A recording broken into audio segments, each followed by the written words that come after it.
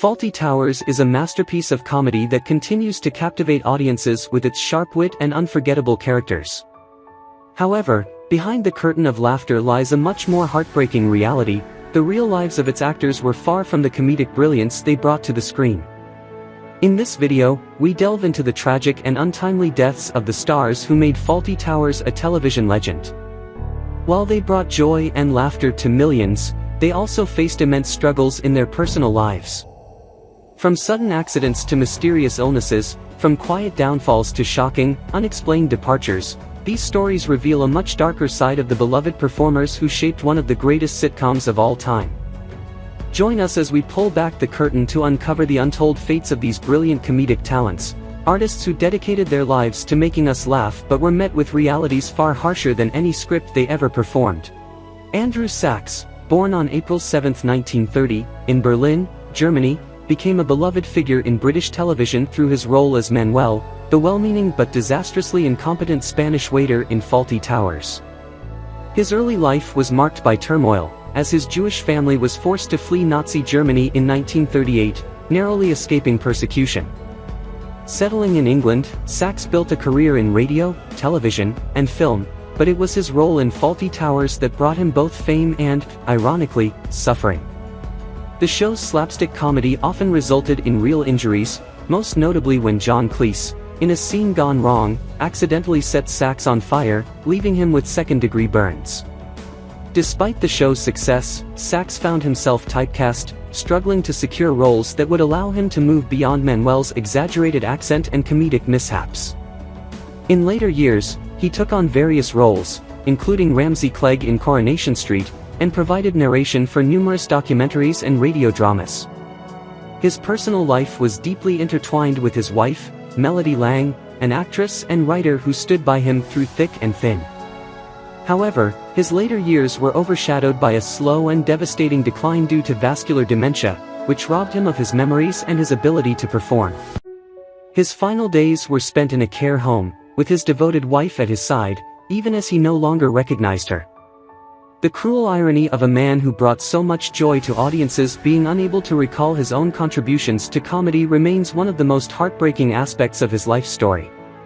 He passed away on November 23, 2016, at the age of 86, leaving behind a legacy of laughter tinged with sadness. André Marin, born in 1926, brought a touch of French charm to Fawlty Towers in 1975 as André, a suave and sophisticated restaurateur who briefly interacts with Basil Fawlty.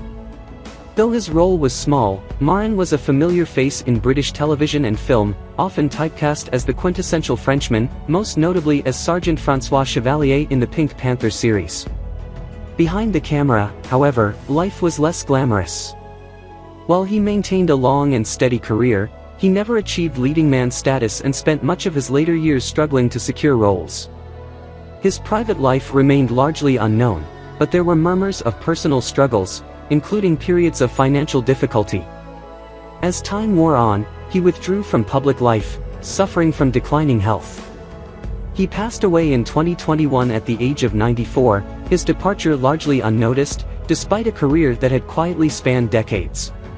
Geoffrey Palmer, born in 1927, appeared in Fawlty Towers in 1979 as Dr. Price, an unamused guest caught in the midst of Basil's hotel chaos. With his deadpan delivery and unmistakable weary expression, Palmer was a staple of British television, starring in beloved series like Butterflies and As Time Goes By. While his career flourished, his personal life remained mostly out of the public eye.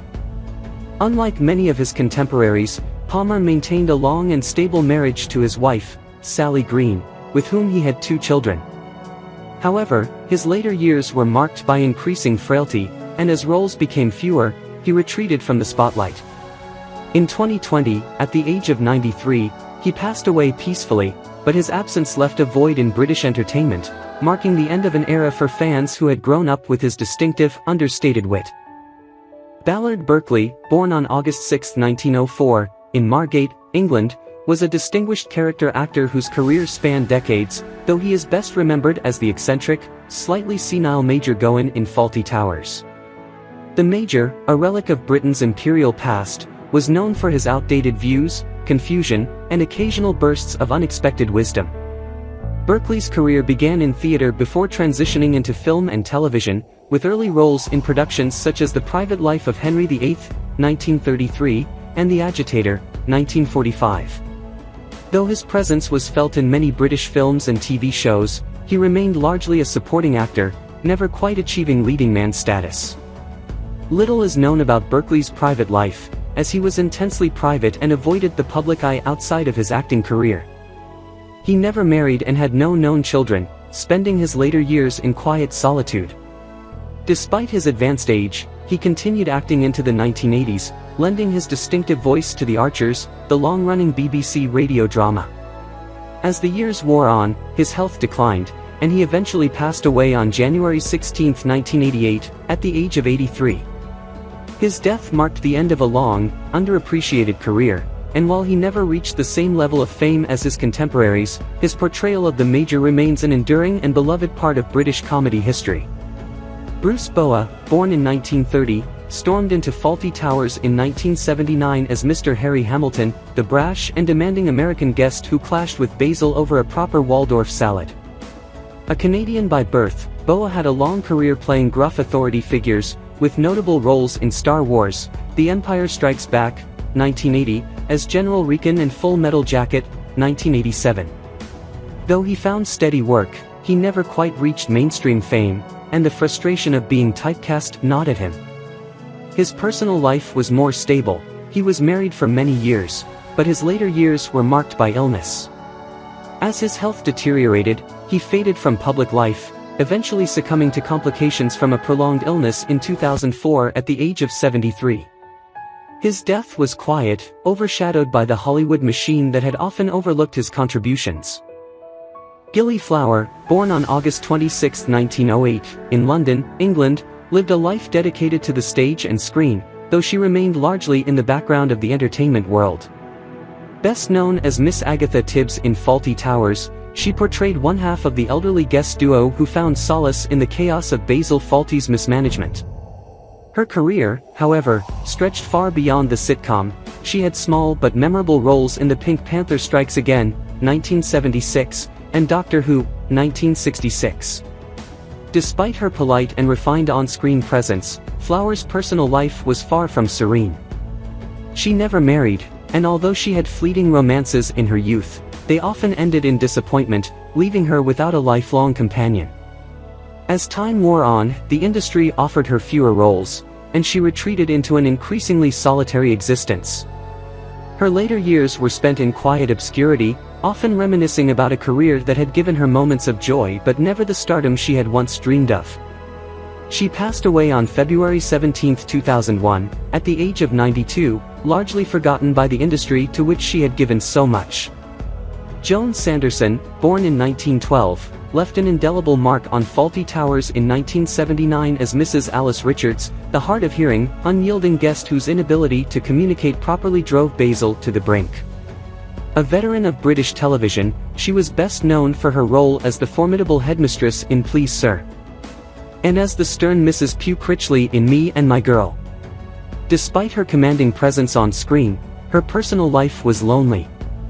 She never married, and though she dedicated her life to acting, it came at the cost of deep personal relationships. In her later years, she suffered from declining health, and her final days were spent largely in seclusion. She passed away in 1987 at the age of 76, her death receiving little attention, just as she had often been overshadowed by her more famous co-stars in life. John Quarmby, born in 1929, made his mark on Fawlty Towers in 1979 as Mr. Carnegie, the stern and humorless public health inspector who threatens to shut down Basil's rat-infested hotel. His performance, though brief, was a perfect display of his knack for portraying officious authority figures. Quarmby's career spanned decades, with roles in Z-Cars, Porridge, and K&Nine and Company, yet he never achieved household name status. Off-screen, his life was far quieter than the chaotic characters he often encountered in fiction. While he married, little is known about his personal relationships, and he remained largely out of the public eye in his later years. His final years were spent in quiet obscurity, and he passed away in 2019 at the age of 89. By then, the world had largely forgotten him, and his death was noted only by dedicated fans who remembered his impeccable character work. Brian Hall, born in 1937, was best known to audiences for his role as the Cockney chef Terry in the second season of Fawlty Towers, 1979.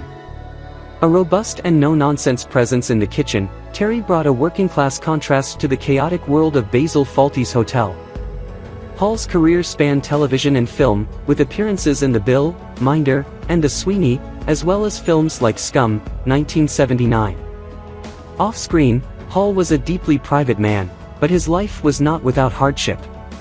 He endured financial struggles in his later years, and his health declined rapidly.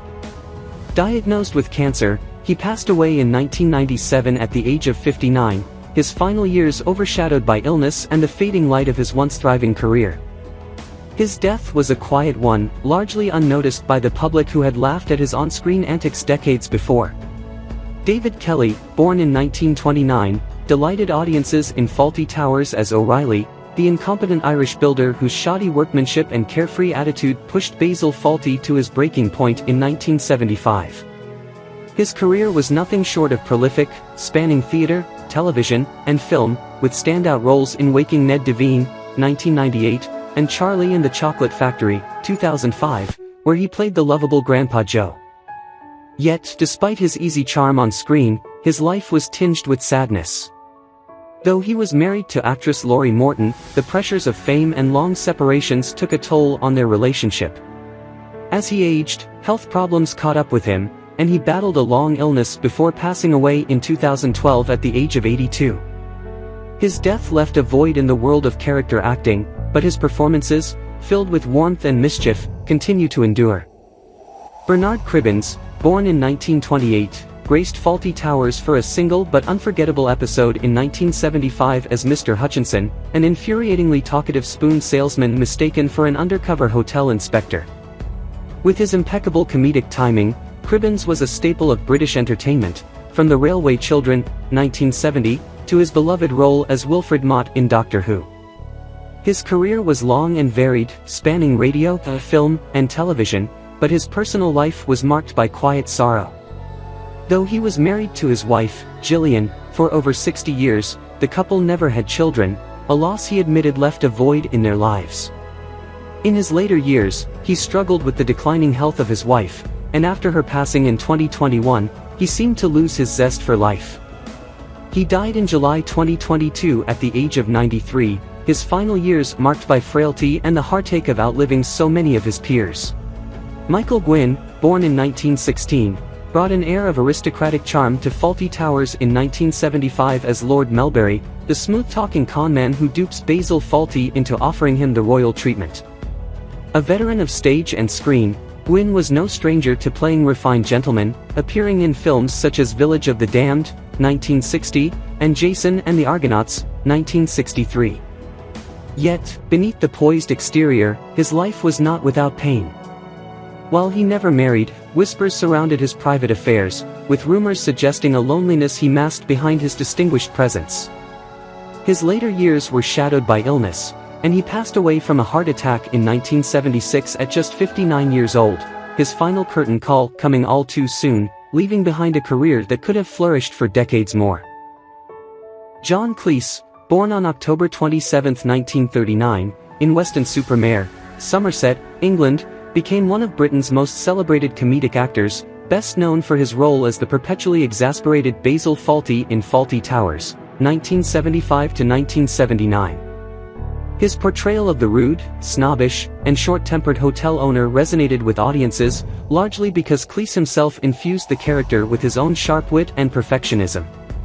Before Fawlty Towers, he had already risen to fame as a co-founder of Monty Python's Flying Circus, 1969 to 1974, a groundbreaking comedy troupe that revolutionized absurdist humor. Cleese's career spanned decades, with successful ventures in film, including A Fish Called Wanda, 1988, and the Harry Potter series, in which he played nearly headless Nick. However, his personal life has been far less smooth than his professional achievements.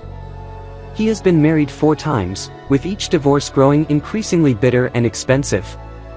His third marriage to American psychotherapist Alice Faye Eichelberger ended in 2008 with a staggering £12 million settlement, which Cleese openly resented, claiming it had forced him to take on work just to recover financially. His relationships have often been marred by personality clashes, and despite his comedic genius, he has gained a reputation for being irritable and difficult to work with. In recent years, Cleese has become outspoken about cancel culture and the state of modern comedy, which has led to controversy. Though still active in various projects, his legacy is often overshadowed by his sharp criticisms of contemporary society. As he grows older, his views continue to polarize audiences, leaving some to celebrate his brilliance while others lament what they see as an increasingly curmudgeonly outlook. Prunella Scales, born on June 22, 1932, in Sutton Abingdon, Surrey, England, delivered an iconic performance as Sybil Fawlty, the bossy, sharp-tongued wife of Basil in Fawlty Towers, 1975–1979. With her piercing voice, rolled eyes, and patronizing laugh, she perfectly embodied the long-suffering yet domineering wife who had little patience for her husband's antics. Beyond Fawlty Towers, Scales built an impressive career in British television and theatre, earning praise for her roles in A Question of Attribution, 1991, and Howard's End, 1992. Despite her on-screen success, her personal life has been marked by challenges. She married fellow actor Timothy West in 1963, and though their relationship remained strong for decades, their later years have been deeply painful. In the early 2010s, Scales was diagnosed with Alzheimer's disease, a condition that progressively eroded her memory and cognitive abilities. Her husband has spoken candidly about the heartbreak of watching her slip away, describing moments when she no longer remembers key aspects of her own life. Once an active performer, Scales has now faded from the public eye, and her once vibrant presence is only preserved in the characters she brought to life. Though still alive, she no longer recognizes many of those closest to her, and her battle with Alzheimer's continues to take its toll on both her and her devoted husband. Connie Booth, born on December 2, 1940, in Indianapolis, Indiana, USA, became widely known for her role as Polly Sherman, the competent and ever-patient waitress and chambermaid in Fawlty Towers, 1975–1979. Her character often acted as the voice of reason amid the chaos created by Basil Fawlty, serving as a bridge between the hotel's absurd dysfunction and its unfortunate guests. Booth not only starred in the series but also co-wrote it with her then-husband, John Cleese. Their creative partnership was integral to the show's success, but behind the scenes, their personal relationship was unraveling. By the time the second series of Fawlty Towers aired, their marriage had already ended in divorce, though they maintained a professional collaboration. Following her departure from mainstream acting, Booth largely retreated from public life. She took a drastic career turn, studying to become a psychotherapist, a stark contrast to her comedic roots. Unlike many of her co-stars, she shunned the spotlight, declining most interviews and public appearances related to Fawlty Towers.